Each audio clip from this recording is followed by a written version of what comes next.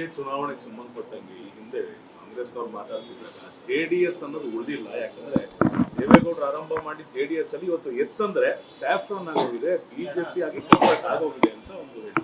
ನೋಡಿ ಅಣ್ಣ, ಕಳೆದ MP ಚುನಾವಣೆಯಲ್ಲಿ ಯಾವಾಗ ಅಲಯನ್ಸು ಹೊಂದಾಣಿಕೆ ಆಯಿತು ಆಗ ಇಡೀ ರಾಜ್ಯದ 7.5 ಕೋಟಿ ಕನ್ನಡಿಗರು ನಮ್ಮ ಎರಡೂ ಪಾರ್ಟಿಗೆ ಕೊಟ್ಟಿರ್ತಕ್ಕಂಥ ಫಲಿತಾಂಶ ನೋಡಿ ಕಾಂಗ್ರೆಸ್ನವ್ರಿಗೆ ಸ್ವಾಭಾವಿಕವಾಗಿ ಅವ್ರಿಗೆ ಒಳಗಡೆ ಬೆಚ್ಚಿಬಿದ್ದಿದ್ದಾರೆ. ಹಾಗಾಗಿ ಈ ರೀತಿ ಮಾತನಾಡ್ತಾರೆ. ಆದರೆ ಒಟ್ಟಾರೆಯಾಗಿ GBA ಚುನಾವಣೆ, ಈ ಚುನಾವಣೆಯಿಂದ ಬೆಂಗಳೂರು ನಗರಕ್ಕೆ ಇಲ್ಲಿವರೆಗೂ ಏನು 70% ಆದಾಯವನ್ನು ಉತ್ಪಾದನೆ ಮಾಡ್ತಕ್ಕಂಥ ಬೆಂಗಳೂರು ನಗರ ಹೈಯೆಸ್ಟ್ ಟ್ಯಾಕ್ಸ್ ರೆವಿನ್ಯೂ ಕಲೆಕ್ಷನ್ ಆಗ್ತಾ ಇದೆ.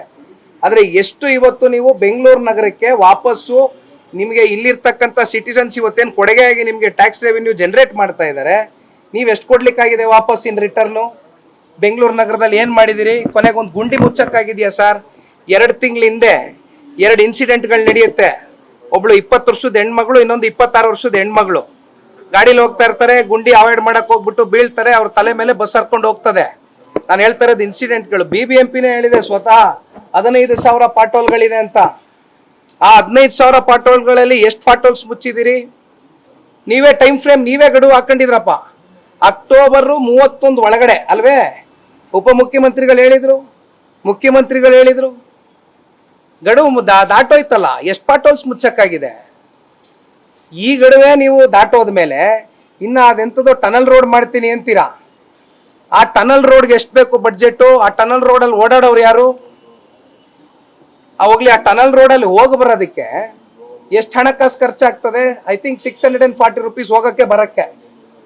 ಹೋಗಕ್ಕೆ 300 ರೂಪಾಯಿ, ಬರಕ್ಕೆ 300 ರೂಪಾಯಿ.